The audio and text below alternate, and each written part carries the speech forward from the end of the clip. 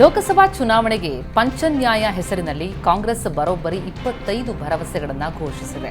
ಕರ್ನಾಟಕ ತೆಲಂಗಾಣ ಚುನಾವಣೆಯಲ್ಲಿ ಮಹಿಳೆಯರನ್ನೇ ಕೇಂದ್ರೀಕರಿಸಿ ಗ್ಯಾರಂಟಿ ರಚಿಸಿದ್ದ ಕಾಂಗ್ರೆಸ್ ಲೋಕಸಮರಕ್ಕೆ ಎಲ್ಲರನ್ನೂ ಒಳಗೊಳ್ಳುವಂತಹ ಪ್ರಣಾಳಿಕೆಯನ್ನು ರೂಪಿಸಿದೆ. ಕಾಂಗ್ರೆಸ್ ಕರ್ನಾಟಕದ ಗೃಹಲಕ್ಷ್ಮಿ ಮಾದರಿಯಲ್ಲಿ ಮಹಾಲಕ್ಷ್ಮಿ ಹೆಸರಿನಡಿ ಮನೆ ಯಜಮಾನಿಗೆ ವಾರ್ಷಿಕ 1 ಲಕ್ಷ ನೆರವಿನ ಭರವಸೆ ಕೊಟ್ಟಿದೆ. ಜೊತೆಗೆ ಕೇಂದ್ರ ಸರ್ಕಾರದ ಹುದ್ದೆಗಳಲ್ಲಿ ಸ್ತ್ರೀಯರಿಗೆ ಶೇಕಡಾ 50ರಷ್ಟು ಮೀಸಲಾತಿ, ಆಶಾ ಕಾರ್ಯಕರ್ತರಿಗೆ ಸಂಬಳ ದುಪ್ಪಟ್ಟುಗೊಳಿಸುವುದರ ಜೊತೆಗೆ ಉದ್ಯೋಗಿ ಮಹಿಳೆಯರಿಗೆ ಹಾಸ್ಟೆಲ್ ನಿರ್ಮಾಣದ ವಾಗ್ದಾನ ಕೊಟ್ಟಿದೆ. ಕೃಷಿಕ ವರ್ಗದ ಮತಬುಟ್ಟಿ ಮೇಲೆ ಕಣ್ಣಿಟ್ಟಿರುವ ಕಾಂಗ್ರೆಸ್ ರೈತರ ಸಾಲ ಮನ್ನಾಗೆ ಶಾಶ್ವತ ಆಯೋಗ ರಚಿಸುವುದಾಗಿ ಪ್ರಣಾಳಿಕೆಯಲ್ಲಿ ಘೋಷಿಸಿದೆ.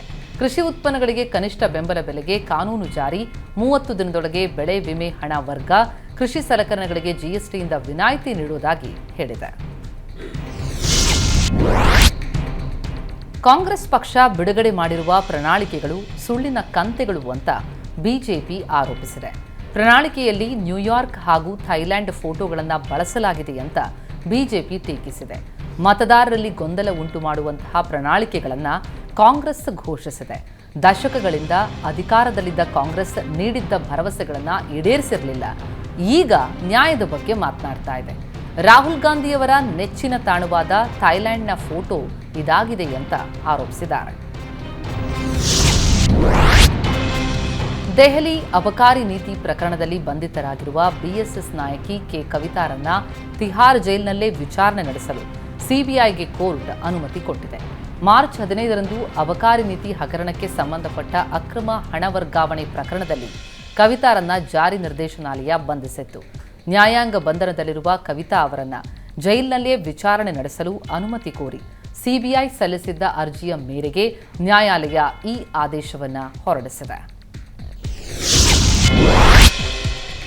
ಲೋಕಸಭಾ ಚುನಾವಣೆಗೆ ಕದನ ಕಲಿಗಳು ವಿವಿಧ ರೀತಿಯಲ್ಲಿ ಮತಯಾಚನೆ ಮಾಡ್ತಿದ್ದಾರೆ. ಇಲ್ಲೊಬ್ಬ ಪಕ್ಷೇತರ ಅಭ್ಯರ್ಥಿ ಪಾರಿರಾಜನ್ ಕ್ಷೌರ ಮಾಡಿ ಮತಯಾಚಿಸಿದ್ದಾರೆ. ರಾಮನಾಥಪುರಂ ಕ್ಷೇತ್ರದ ಪಕ್ಷೇತರ ಅಭ್ಯರ್ಥಿ ಪಾರಿರಾಜನ್ ವಿಭಿನ್ನ ಪ್ರಯತ್ನ ಮಾಡಿರುವ ವಿಡಿಯೋ ಸಾಮಾಜಿಕ ಜಾಲತಾಣಗಳಲ್ಲಿ ವೈರಲ್ ಆಗ್ತಾ ಇದೆ. ಅಕ್ರಮ ಹಣ ವರ್ಗಾವಣೆ ಮತ್ತು ಭೂ ಕಬಳಿಕೆ ಪ್ರಕರಣದಲ್ಲಿ ಬಂಧಿತರಾಗಿದ್ದ ಜಾರ್ಖಂಡ್ನ ಮಾಜಿ ಸಿಎಂ ಹೇಮಂತ್ ಸೊರೆನ್ಗೆ ಇಡಿ ಶಾಕ್ ಕೊಟ್ಟಿದೆ. 31 ಕೋಟಿ ರೂಪಾಯಿ ಮೌಲ್ಯದ ಆಸ್ತಿ ಬಿಎಂಡಬ್ಲ್ಯೂ ಕಾರನ್ನು ಜಪ್ತಿ ಮಾಡಲಾಗಿದೆ. ಈ ಪ್ರಕರಣ ಸಂಬಂಧ ಈವರೆಗೂ 16 ಆರೋಪಿಗಳನ್ನು ಅರೆಸ್ಟ್ ಮಾಡಲಾಗಿದೆ.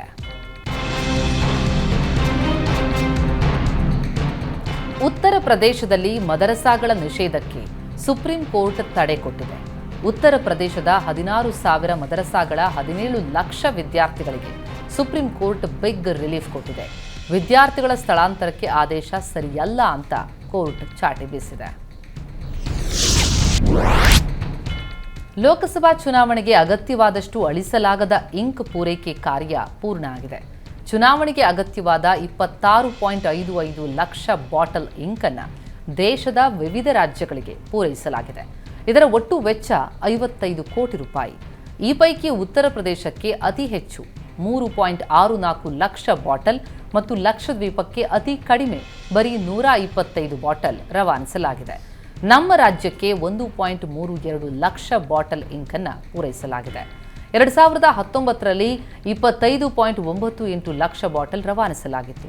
ಆಗ ಅದಕ್ಕೆ 36 ಕೋಟಿ ರೂಪಾಯಿ ಶುಲ್ಕವನ್ನು ವಿಧಿಸಲಾಗಿತ್ತು ಅಂತ ಸಂಸ್ಥೆ ಹೇಳಿದೆ. ಒಂದು ಬಾಟಲ್ನಲ್ಲಿ 10 ml ಇಂಕಿದ್ದು ಅದನ್ನು 700 ಜನರಿಗೆ ಹಾಕಬಹುದು. ಸಾಮಾನ್ಯವಾಗಿ ಒಂದು ಮತಗಟ್ಟೆಯಲ್ಲಿ 1,500 ಮತದಾರರು ಇರ್ತಾರೆ. ಆ ಲೆಕ್ಕಾಚಾರದಲ್ಲಿ ಪ್ರತಿ ಮತಗಟ್ಟೆಗೆ ಕನಿಷ್ಠ 3 ಬಾಟ್ಲು ಬೇಕಾಗುತ್ತೆ. ಲೋಕಸಭಾ ಚುನಾವಣೆಯಲ್ಲಿ 97 ಕೋಟಿ ಮತದಾರರು ಮತ ಚಲಾವಣೆಯ ಹಕ್ಕು ಹೊಂದಿದ್ದು 12 ಲಕ್ಷ ಮತಗಟ್ಟೆಗಳನ್ನು ಸ್ಥಾಪಿಸಲಾಗಿದೆ. ದೇಶದ ಶಾಂತಿಯನ್ನ ಹಾಳುಗೆಡವಲು ಯತ್ನಿಸುವ ಉಗ್ರರಿಗೆ ತಕ್ಕ ಪಾಠ ಕಲಿಸಲಾಗುತ್ತೆ ಅಂತ ರಕ್ಷಣಾ ಸಚಿವ ರಾಜನಾಥ್ ಸಿಂಗ್ ಗುಡುಗಿದ್ದಾರೆ. ಒಂದು ವೇಳೆ ಉಗ್ರರು ಪಾಕಿಸ್ತಾನದೊಳಗೆ ನುಗ್ಗಿದ್ರೆ ಅವರನ್ನ ಆ ದೇಶದೊಳಗೆ ನುಗ್ಗಿ ಅಲ್ಲೇ ಮುಗಿಸ್ತೀವಿ ಅಂತ ಎಚ್ಚರಿಕೆ ಕೊಟ್ಟಿದ್ದಾರೆ. ಪಾಕ್ನಲ್ಲಿ ಕಳೆದ 2 ವರ್ಷದಲ್ಲಿ ನಡೆದ 20 ಉಗ್ರರ ನಿಗೂಢ ಹತ್ಯೆಯಲ್ಲಿ ಭಾರತದ ಕೈವಾಡದ ಕುರಿತು ಬ್ರಿಟನ್ ಪತ್ರಿಕಾ ವರದಿಯ ಬೆನ್ನಲ್ಲೇ ಸಚಿವ ರಾಜನಾಥ್ ಸಿಂಗ್ ಈ ಬಹಿರಂಗ ಎಚ್ಚರಿಕೆ ನೀಡಿದ್ದಾರೆ. ನೀರಿನ ಅಭಾವ ತಲೆದೋರಿರುವುದರ ನಡುವೆಯೂ ಚಿನ್ನಸ್ವಾಮಿ ಕ್ರೀಡಾಂಗಣದಲ್ಲಿ ಐಪಿಎಲ್ ಪಂದ್ಯಗಳಿಗೆ ನೀರಿನ ಬಳಕೆ ಮಾಡಿರುವುದನ್ನು ರಾಷ್ಟ್ರೀಯ ಹಸಿರು ನ್ಯಾಯ ಮಂಡಳಿ ಗಂಭೀರವಾಗಿ ಪರಿಗಣಿಸಿದೆ. ಈ ಬಗ್ಗೆ ವರದಿ ಸಲ್ಲಿಸುವಂತೆ ಕರ್ನಾಟಕ ರಾಜ್ಯ ಕ್ರಿಕೆಟ್ ಸಂಸ್ಥೆ ಮತ್ತು ರಾಜ್ಯ ಸರ್ಕಾರಕ್ಕೆ ಆದೇಶಿಸಿದೆ. ಜಲಮಂಡಳಿ, ವಾಯು ಮಾಲಿನ್ಯ ನಿಯಂತ್ರಣ ಮಂಡಳಿಗೂ ನೋಟಿಸ್ ಜಾರಿಗೊಳಿಸಲಾಗಿದೆ. ಕಬ್ಬನ್ ಉದ್ಯಾನದಿಂದ ಸಂಸ್ಕರಿಸಿದ ನೀರನ್ನು ಕ್ರೀಡಾಂಗಣಕ್ಕೆ ಬಳಕೆ ಮಾಡಲು ಕೆಎಸ್ಸಿಎಗೆ ಜಲಮಂಡಳಿ ಅನುಮತಿಯನ್ನ ಕೊಟ್ಟಿತ್ತು. ಅದರಂತೆ ಚಿನ್ನಸ್ವಾಮಿಯಲ್ಲಿ ಈ ಬಾರಿ ನಡೆದ 3 ಪಂದ್ಯಗಳಿಗೆ ತಲಾ 75,000 ಲೀಟರ್ ನೀರನ್ನು ಬಳಕೆ ಮಾಡಲಾಗಿದೆ ಅಂತ ಅಂದಾಜಿಸಲಾಗಿದೆ. ಕ್ರೀಡಾಂಗಣದಲ್ಲಿ ಇನ್ನೂ 4 ಪಂದ್ಯ ನಿಗದಿ ಇದೆ.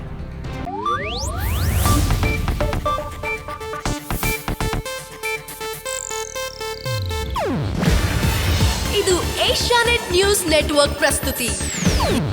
ನೀವು ನೋಡ್ತಿದ್ದೀರಾ ಏಷ್ಯಾನೆಟ್ ಸುವರ್ಣ ನ್ಯೂಸ್.